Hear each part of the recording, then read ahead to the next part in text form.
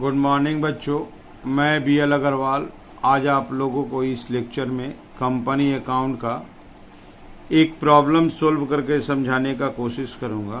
Topic है issue of shares. पहले उसमें शेयर इशू हुआ, then forfeiture and reissue of forfeited share. ये एक अपना कंप्लीट सम है, issue, forfeiture and reissue of shares. सबसे पहले देखिए, MBM लिमिटेड बोल के कोई कंपनी है, इशू करेगा 1 lakh equity share of 10 each eight A premium of ₹3 पर शेयर। एक शेयर को 10 रुपये वाला शेयर है, 3 रुपया प्रीमियम, दैट इज 13 रुपीज में इशू करेगा। पेमेंट है, देखिए एप्लीकेशन का 1 रुपया है, अलॉटमेंट 5 है, इस 5 में 3 रुपया प्रीमियम है तो 2 रुपया कैपिटल का है। फर्स्ट कॉल पे 3 रुपया, फाइनल कॉल पे 4 रुपया, तो 6 3 9 4 13 हो जा रहा है। ठीक है, लिखा है all money payable on application allotment and call has been received except. Arun बोल के कोई शेयर होल्डर है जिसके पास 1000 शेयर था, वो अलॉटमेंट फेल कर गए, यहां फेल हो गया। अरुण अगर अलॉटमेंट फेल करता है 5 रुपया, तो इसका मतलब अरुण प्रीमियम का भी पैसा फेल कर रहा है। वरुण 500 शेयर है जो कॉल नहीं दिया, फर्स्ट कॉल फाइनल कॉल, इसका मतलब वो अलॉटमेंट तक पेमेंट किया था। और चारू बोल के एक होल्डर है, 300 शेयर है जो सिर्फ फाइनल कॉल नहीं दिया। ये 3 लोग है, अलग अलग जगह पे फेल किए हैं, तो ये सब कॉल सीनेरियर हुआ।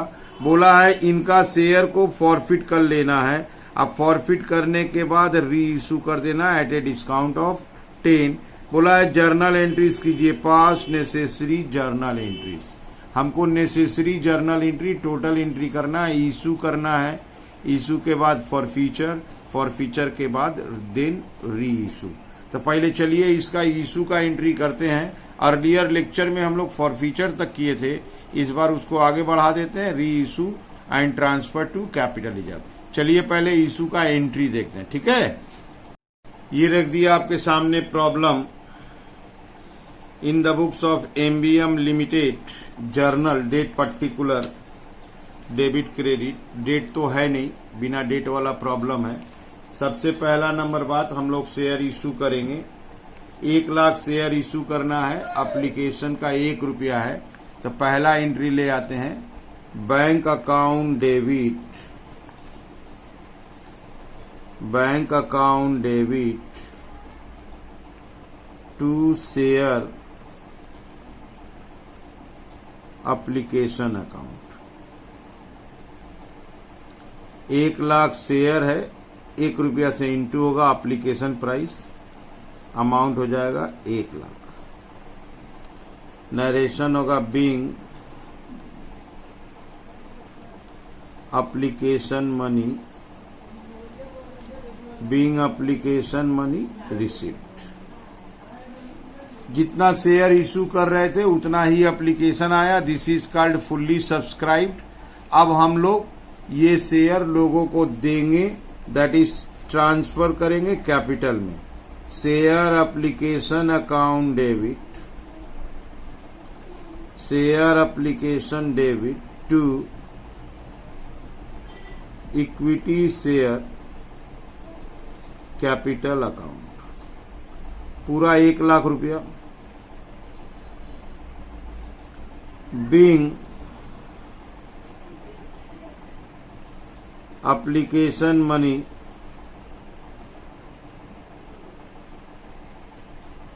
ट्रांसफर्ड।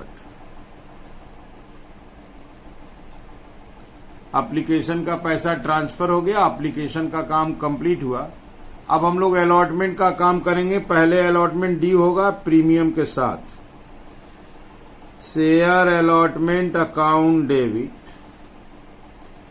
1 लाख शेयर, अलॉटमेंट का दाम 5 रुपया, 5 लाख। 2 में 2 नाम आएगा, equity share capital account, security premium reserve account. 1 lakh into 2 रुपया, अब प्रीमियम है 1 लाख इंटू 3 रुपया, कैपिटल में 2 लाख, प्रीमियम में 3 लाख। बीइंग अलॉटमेंट मनी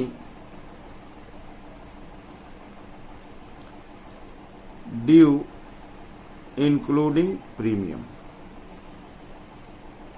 तब अलॉटमेंट का पैसा मिल जाना चाहिए, लेकिन आपको याद हो यहां पे देखो अरुण बोल के कोई शेयर होल्डर है जो 1000 शेयर है, अलॉटमेंट मनी नहीं दिया। अलॉटमेंट मनी नहीं दिया मतलब 5 रुपया नहीं दिया, तो 5000 एरियर हो गया। तो यहां एंट्री देखिए, bank account debit, calls in arrear account debit. Arrear में 1000 शेयर 5 रुपया, 5000। 2 शेयर अलॉटमेंट अकाउंट, अलॉटमेंट में 5 लाख है तो बैंक में माइनस कर देंगे 495 आएगा। अगर कोई अलॉटमेंट नहीं दिया 5 रुपया, इसका मतलब वो प्रीमियम का भी पैसा नहीं दिया। Being allotment money received after arrear। अब इसके बाद हम लोग फर्स्ट कॉल की तरफ बढ़ेंगे। अरुण तो फर्स्ट कॉल नहीं देगा, प्लस एक पार्ट शेयर होल्डर है वरुण, वो भी नहीं देगा। फर्स्ट कॉल का दाम है 3 रुपया।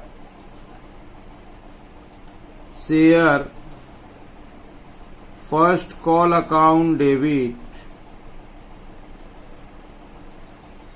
To equity share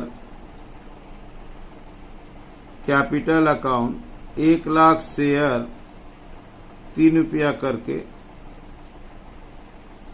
3 lakh. Being first call money due. अब फर्स्ट कॉल 2 आदमी नहीं देंगे, 1000 और 500, दैट इज 1500 शेयर पे फर्स्ट कॉल नहीं मिलेगा।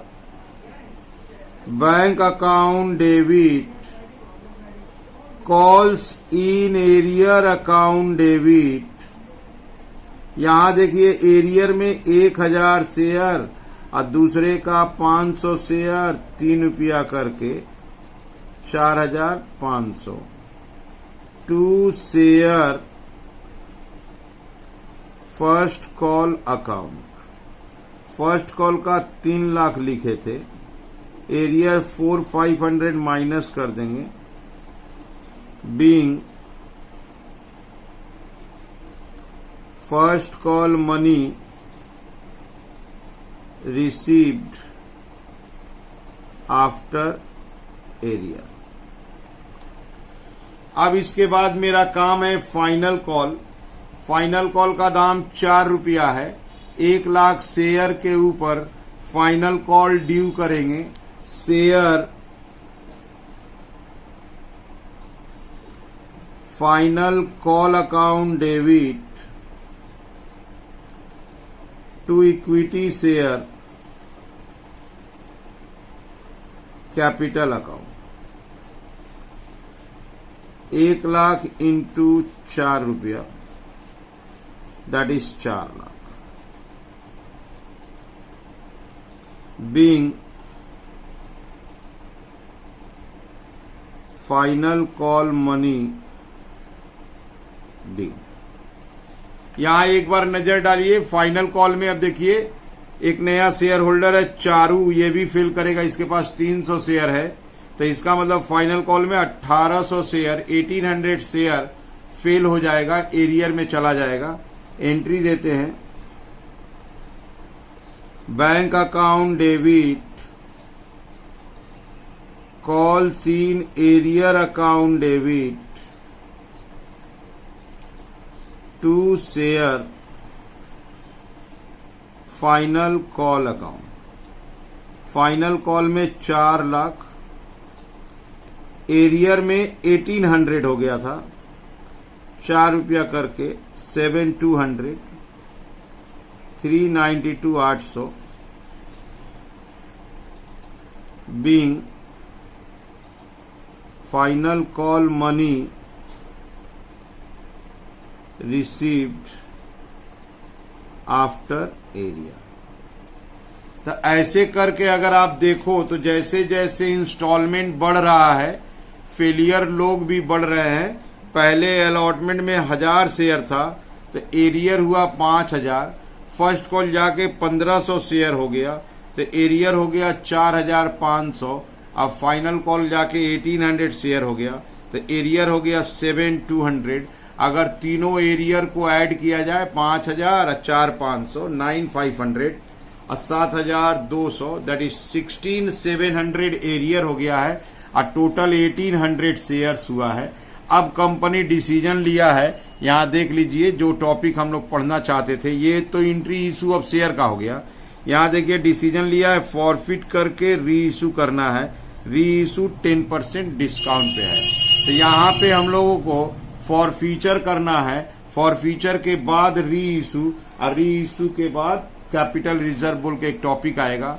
तो सबसे पहले हम लोग फॉर फ्यूचर की तरफ बढ़ते हैं। हम लोग को 1800 शेयर फॉरफिट करना है।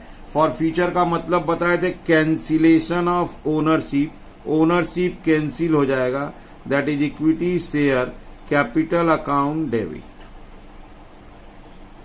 1800 शेयर फॉरफिट करेंगे, ₹10 वाला शेयर है, फाइनल कॉल तक गया था मतलब फुल्ली कॉल्ड अप है, इसलिए 10 से इंटू हो गया 18,000। अगर हम लोग को कोई शेयर होल्डर अलॉटमेंट फेल किया है, अलॉटमेंट फेल किया इसका मतलब हो गया वो प्रीमियम का पैसा नहीं दिया है, तो इसको बोलते हैं प्रीमियम नॉट रियलाइज। तो सिक्योरिटी प्रीमियम को भी डेबिट कर देंगे, security premium reserve account debit. Security premium reserve account उस रेस्पेक्ट में डेबिट होगा जितना शेयर पे अलॉटमेंट फेल हुआ था। याद रहे तो अलॉटमेंट 1000 शेयर पर फेल हुआ था, अब प्रीमियम का दाम ₹3 है, that is 3000। Share for future का कारण है कॉल्स इन एरियर, तो जो कॉल्स इन एरियर है उसको क्रेडिट कर देंगे। टोटल कॉल्स इन एरियर 16,700 था और जो बच गया वो है 2 शेयर फॉर फ्यूचर अकाउंट। जो बच गया वो है 2 शेयर फॉर फ्यूचर अकाउंट। इसको ऐड कीजिए 21,000, 4,700 माइनस 16,700 माइनस कीजिए 4,300। नरेशन देते हैं being forfeiture of 1800 shares of ₹10 each fully called up for non-payment of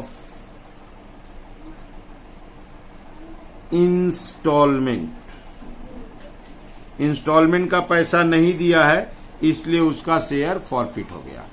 इसके बाद हम लोग शेयर को री इशू करेंगे। ₹10 का शेयर है, 10% डिस्काउंट मतलब ₹1 डिस्काउंट, ₹9 में बेचेंगे। तो एंट्री होगा बैंक अकाउंट डेबिट, 1800 शेयर बेचेंगे ₹9 करके 16,200। Share forfeiture account debit, discount को शेयर फॉर फ्यूचर के नाम से ही लिख देते हैं। Share forfeiture debit 1800 into ₹1, 1800 to equity share capital account 18,000 being reissue of 1800 forfeited shares of ₹10 each at a discount of 10%। ठीक है, यहां पे देखिए अगर हम लोग फॉरफिट किए थे तो 4,300 शेयर फॉर फ्यूचर क्रेडिट हुआ है तो वो हम लोग का इनकम है, और उस 4,300 को री इशू किए तो 1800 डेबिट हुआ फॉर फ्यूचर, ये हम लोग का लॉस है। तो 4,300 से 1800 बाद दे देंगे तो नेट इनकम आएगा। इस प्रोसेस में नेट इनकम ही आता है, that income should be transfer to capital reserve. that is share for future account debit to capital reserve account. जब हम लोग का फॉरफीचर एंड री इशू दोनों का शेयर इक्वल होता है तो कैपिटल रिजर्व कैलकुलेट करना बहुत आसान है। इस क्रेडिट में से इस डेबिट को माइनस कर दीजिए, कैपिटल रिजर्व आ जाएगा 2500 being profit on forfeiture and reissue transferred to capital reserve। Normal narration है, being profit on forfeiture and reissue transferred to capital reserve। ये फिर से एक बार देख लीजिए, फॉरफीचर के केस में 3 एंट्री होता है। पहले फॉरफीचर करेंगे तो इक्विटी शेयर कैपिटल डेबिट होगा, टू कॉल सीनियर क्रेडिट होगा, टू शेयर फॉरफीचर आएगा। सिक्योरिटी प्रीमियम डेबिट तभी हो सकता है जब कोई शेयर होल्डर प्रीमियम को फिल करता है, इट मीन्स अलॉटमेंट को फिल करता है। तो अपना ये फॉरफीचर 1800 शेयर का हुआ है, लेकिन अलॉटमेंट फिल करने वाला अरुण था जिसके पास 1000 शेयर था, तो उसका ही प्रीमियम डेबिट किए हैं, अदर्स का नहीं किए हैं। हम यहां पर आपको एक चीज और सिखा सकते हैं, ये जो 16700 आया था वो एंट्रीज को जोड़ के लाए थे। हम कॉल सीनियर का डायरेक्ट पैसा निकाल सकते हैं बिना जर्नल एंट्री किए। देखिए कॉल सीनियर कैसे निकलेगा, इसको थोड़ा ध्यान दीजिए। एक शेयर होल्डर था अरुण के पास 1000 शेयर था। अरुण सिर्फ 1 रुपया दिया था एप्लीकेशन का, अलॉटमेंट का 5 नहीं दिया था, फर्स्ट कॉल का 3 नहीं दिया था, फाइनल कॉल का 4 नहीं दिया था। तो ये उसका कॉल सीनियर हो गया 12,000। दूसरा शेयर होल्डर था बरुण का अगर याद हो तो 500 शेयर बरुण के पास था। बरुण फर्स्ट कॉल नहीं दिया 3 रुपया, फाइनल कॉल नहीं दिया 4 रुपया, दैट इज 7 नहीं दिया 3500। तीसरा शेयर होल्डर था चारू के पास 300 शेयर था और चारू सिर्फ फाइनल कॉल का 4 रुपया नहीं दिया था, तो इसका मतलब 1200 रुपया नहीं दिया था। इसको आप ऐड करके देख लो, 16700 आ जाएगा।